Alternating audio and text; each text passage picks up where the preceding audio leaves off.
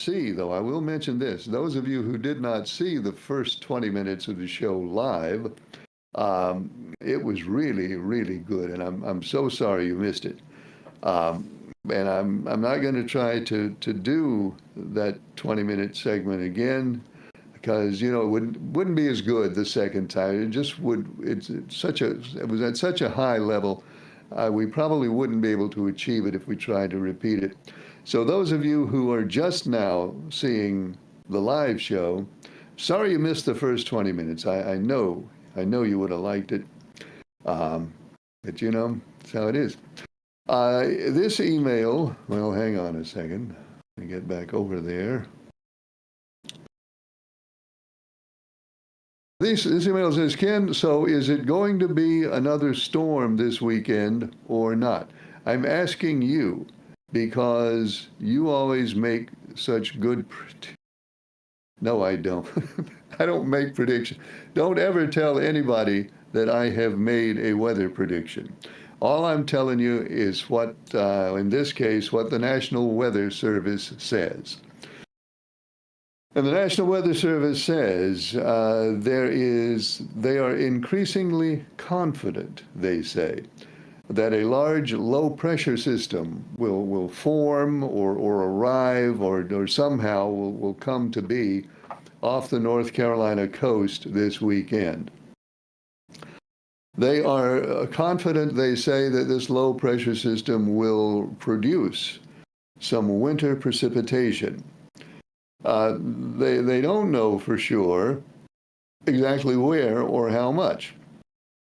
It could be that all the winter precipitation falls out there in the Atlantic Ocean where the low pressure system is, or it could be that it falls on you and me.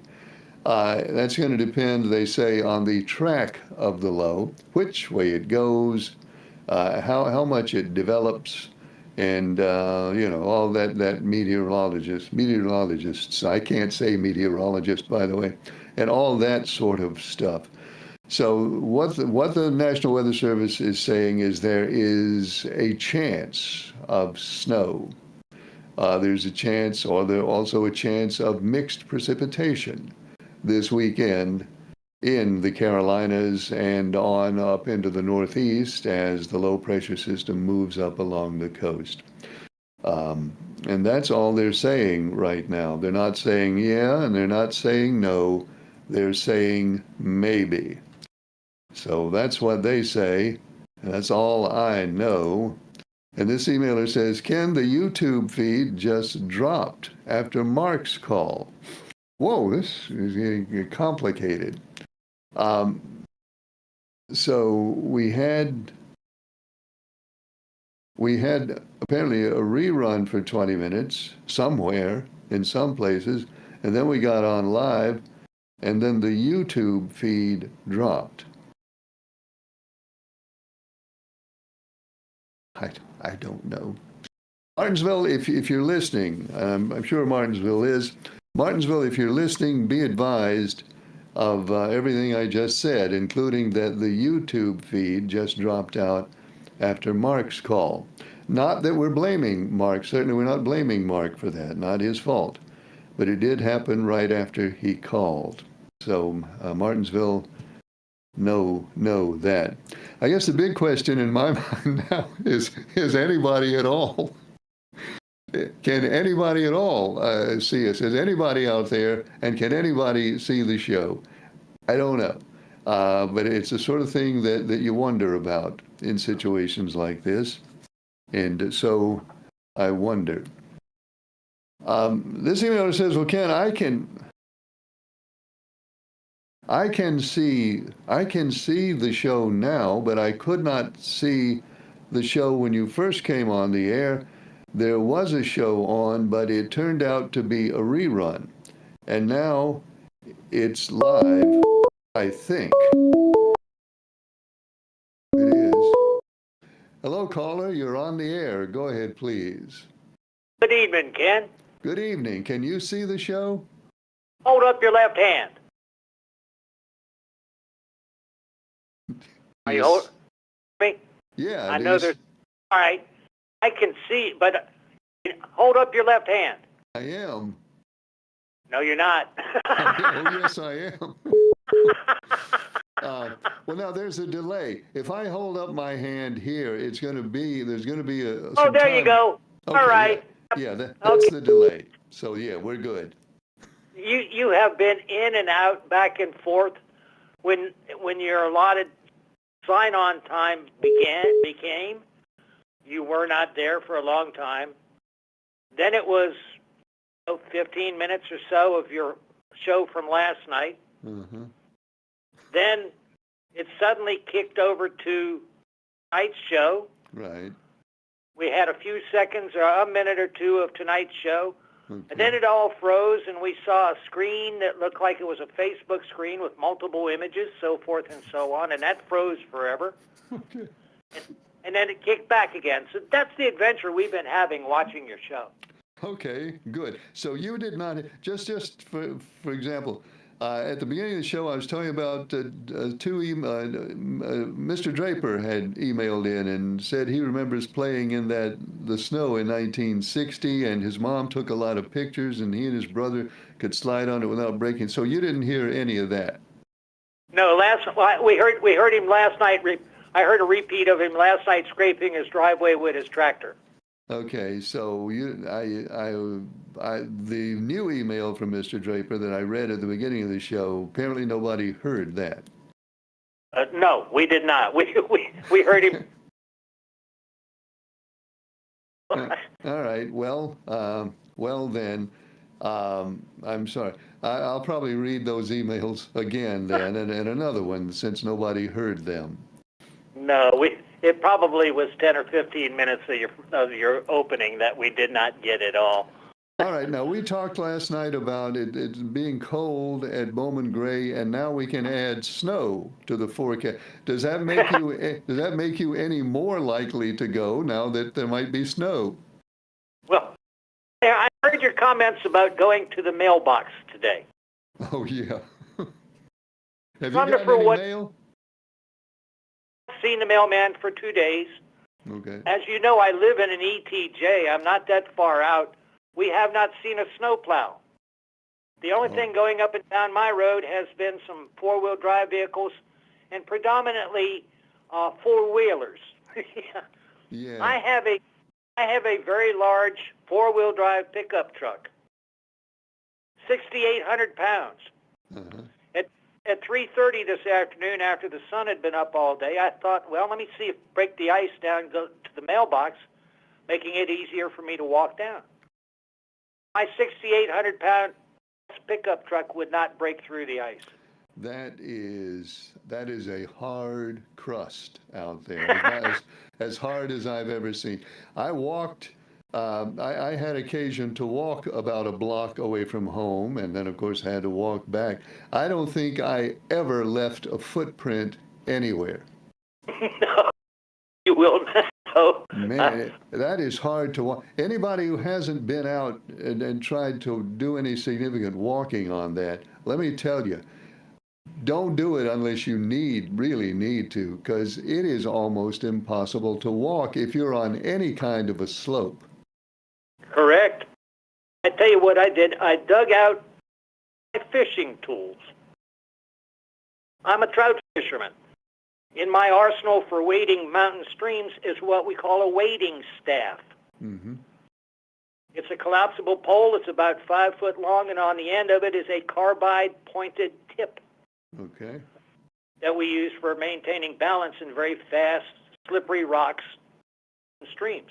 Mm-hmm. It works very well in an ice-covered yard trying to walk to the mailbox. If you have a walking stick, take the rubber tip off the end of it for a while. What I finally ended up doing today, I got my snow shovel, and I use the snow shovel like a walking stick. There you go. But that didn't help a lot. It helped some. It didn't help a lot because you can still, even if you've got walk leaning on something, you can still lose your feet out from under you. That's how slick it is. I did my front steps and sidewalk and broke my snow shovel. I'm not surprised because that's hard. It's almost like concrete. I don't remember. I say I never, and it may or may not be true. Maybe I did and I forgot. I don't remember ever a crust of snow or a crust of sleet, a crust of frozen precipitation as hard as this is. No, this isn't going anywhere for a while unless something dark lands on it. No, the only way you lose a little bit of it in the sun, even if it's cold, the sun will melt some of it. But as far as the melting it away, that's not in the near future. No, we're talking about 2 to 3 inches of ice. We're not talking about Yeah, snow, folks. We're I talking mean about melting. seriously, it's That's like an ice you know, rink. It's like a hockey rink, folks. It really exact. is. It truly is. And the idea of getting a couple inches of new snow on top of it, that would really be an adventure. For what it's worth, at the end, I have a buddy who has some NASCAR connections. He actually worked for the 43 team and did some driving for them for a while. Hmm. And I out of curiosity and humor, I called him today to inquire if NASCAR had a snow tire. He said, no, they'll probably run the wet tires. And I went, okay. Okay. So Okay. it's worth, he speculates NASCAR will run their wet tires in the event of snow. Well, you also might wonder if they can do four-wheel drive. That might be useful as well. I think that would be fine, but it's a little late to convert those cars to all-wheel drive right now. Yeah, a little late. Okay. Surely, if it turns out there really is snow in the forecast, certainly they'll postpone, don't you think? I would think. What I saw this evening was 40% Saturday and none on Sunday, and just brutal cold. Yeah, So, yeah, brutal brutal. cold. Yeah. I can imagine. Now, at I have sat at football games in the late autumn, where it was maybe, I mean, like really late autumn, where Right. at kickoff it was maybe what 35 degrees, and Right. that's one thing. But sitting out there when it's 14 degrees, I don't know Right. about that. I attended a day race in Richmond. Would have been in the early 90s, and it was like 35 degrees. The sun was out. It was 35 degrees, but there was like a 35 mile per hour northwest wind. Oh, that's good. No, it was absolutely brutal for 4 hours that afternoon. I'm telling you, I was never so happy for a race to be over in my life. So then you're still resolute. You're not going to Bowman Gray. In the Bowman Gray, been there, done that, got the T-shirt. Somebody else can go have a good time. Okay. Good evening, Ken. Thanks for calling. All right. Still a couple of tickets available for the Clash at Bowman Gray. The owner pretty obviously is not going to be using those tickets. Phone line is open up there at the number. You can call that number. You can email us at keneckleslive@gmail.com. If we are still live, and I guess the way things have been going tonight, we never know. Sometimes we're live, and apparently sometimes we're not. But that's life, you know. Not all things can be certain in this universe, and we accept that. It is the human condition. Let's see. Let's look over here and see if there's another email, just in case there's anybody out there. Oh, there must be one more person out there. The emailer says, Ken, it is likely to be snow this weekend based on the internet forecast that I am reading. I don't know what the National Weather Service probability is, but this guy on the internet says it's absolutely going to be snow this weekend, and he says it's absolutely going to be about 4 inches of snow this weekend. Absolutely, says the guy on the internet. Well, no, that's not what the Weather Service says. In fact, I got the Weather Service thing here. Pardon me while I ruffle papers.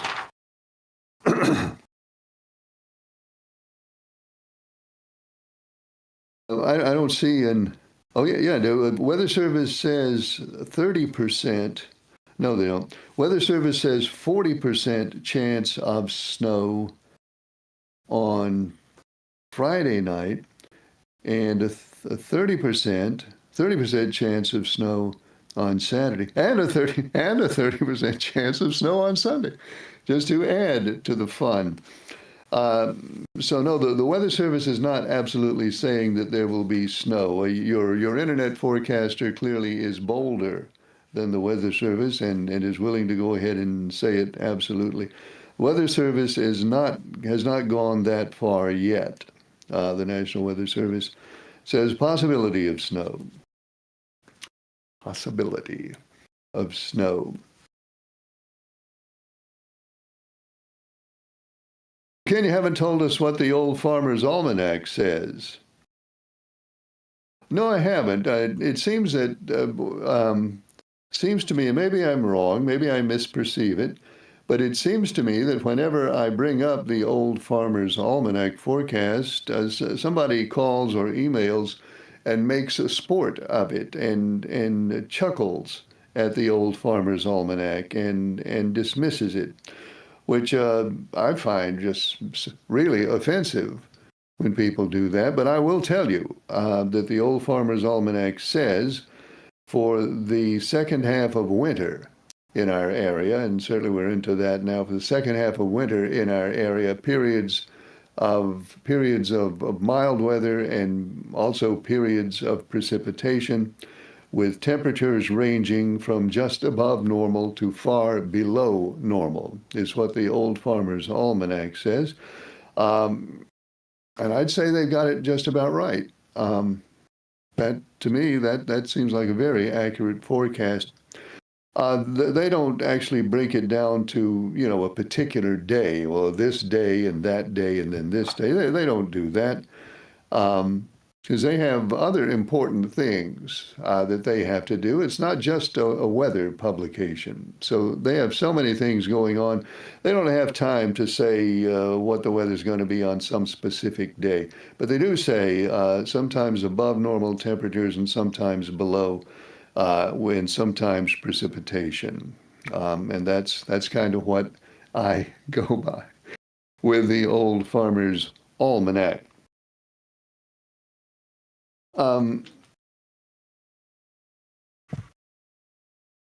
Ken, I heard you talking one night about when it snowed at various radio stations where you worked at, where you had to spend a night or two at a radio station. And I'm just curious, when you had to do that, did you get paid extra? Did I get paid? No. No. Hello, caller. You're on the air. Go ahead, please. Good evening, Ken. How you doing? Okay. How are you? Oh, I'm doing pretty good. I seen you mention something about the Farmer's Almanac calendar, and I was just wondering if you know what it said this past Sunday on the 25th. Well, it didn't specifically say the 25th. At least mine didn't. So no, it doesn't really break it down by days. Well, my calendar that I got said on the 25th it was a wintry mix, which that did happen. It did, yeah. And it says for this Saturday and Sunday, clouding up and turning much colder. Okay, well, that's the Old Farmer's Almanac. Sounds like they've got it figured out. Well, yeah, like I say, I went and looked at my calendar Sunday, and it said on the 25th, a wintry mix, and that's what we had. That's exactly what we had. What did it say? What did it say about Saturday? It said this coming Saturday. Yeah. It says clouding up and much colder. Okay, well, it's going to be cold. No, no doubt about it. All right then, Ken. I'll be glad when the racing series gets to Daytona here in about 3 weeks. Well, yeah, well, I think we can count on no snow at Daytona. Well, I was watching that Rolex 24 Sunday, and it was 80 degrees down there, and people in the infield without any shirts on. Well, if we see people in the infield without any shirts on at Bowman Gray, at Bowman Gray this weekend, we might want to mention that to the police because those people will be crazy. Yeah, they'll have to take him back to Camp Butler. Hey. Yep, that's how it's going to be. All right, you have a good evening, Ken. And like I say, I'm watching you on Xfinity, and it has been some problems on that tonight. Well, I'm sorry. Well, I hope we got them all straightened out now. All right, you sounding pretty good right now. Well, thank you. Thanks for calling. Yes. Yeah, we do not want to see folks with no shirt. We don't want to see folks without shirts in the infield at Bowman Gray this Saturday. Now, of course, just because I say that, and we have literally just tens of millions of viewers here at Star News, and surely out of all the people who watch Star News, at least one is going to hear that and then intentionally go to Bowman Gray this weekend and take his shirt off in the infield just to spite us. So I hope the authorities will be. I hope the authorities will be close at hand.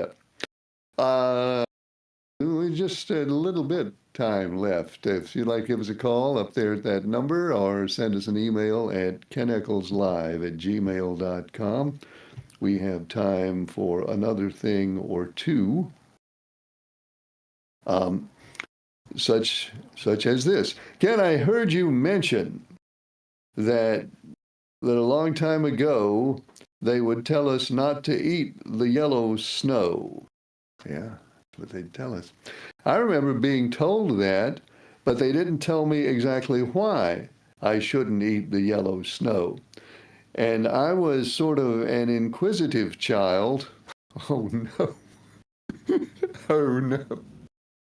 I was sort of an inquisitive child, and I did for real see yellow snow, and I said, well, they don't want me to eat it, so I'm going to try it. And I did try it. And what I will say about that is, for real, don't eat the yellow snow. Oh, man. I'm not even going to think about that. Not even going to think about that. Again, so now somebody has bought TikTok. And now I read today that TikTok has changed its policy on personal information, and that now they can save a whole lot more personal information and distributed it if they want to. Is that right? Do you know anything about that? I know a little bit about it. I'm sure there's more to it than what I know, but I do know this. I know that TikTok, under its new owner, and I can't remember the name of the new owner, but it's got one. I know that I'd read that TikTok has changed its terms as far as data collection and what they can do with your personal data. And it is being recommended for everybody who uses TikTok.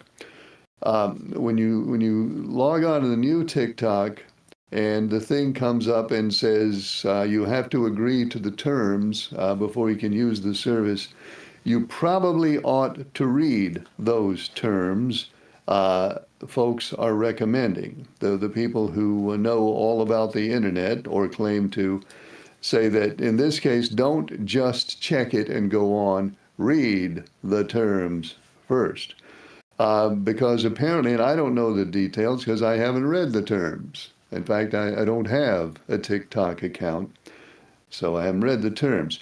But based on the story that I read today, TikTok will now, if you click I agree, they will be able to locate you. They will be able to record your location, in some cases, your precise location, if you make it available. They will be able to distribute your identity and your precise location to third parties if they can get money for it, and they can get money for it. They will keep more detailed information on what you like and don't like, and access and don't access on TikTok. If you make certain things known on TikTok regarding your use of artificial intelligence or other sorts of things, TikTok will now be able to record that and distribute that and sell that to third parties if they can get money for it, and they can get money for it. So apparently there's quite a few things that are changing in the TikTok terms of service. And that is why the internet folks who think a lot about security and personal privacy are suggesting. They're not saying don't use TikTok. They're not saying do use TikTok. They're just saying before you agree to the terms of service, read the terms of service. And I know it's so long and it's boring and you don't want to take time to read it. But maybe in this particular instance, you might want to do that, because they tell me, they put in the story that I read that the terms of service have changed significantly, and users might want to make sure they know how the terms of service have changed before they click that little box that says, yeah, I agree to the terms of service. And you know, the truth is, I mean, the honest truth of it is, we should always do that, whether it's TikTok or whether it's anything else. We should always read the terms of service before we agree to them. We don't. We don't because it takes time and it's not fun, and we just don't want to do it. But we should. So that is what I know, the little bit that I know about TikTok and the change in its terms of service. And that's all the time we have for Star Talk tonight. We're on the air Mondays, Tuesdays, and Wednesdays. I hope you'll join us next time. Thanks for watching. I'm Ken Eccles.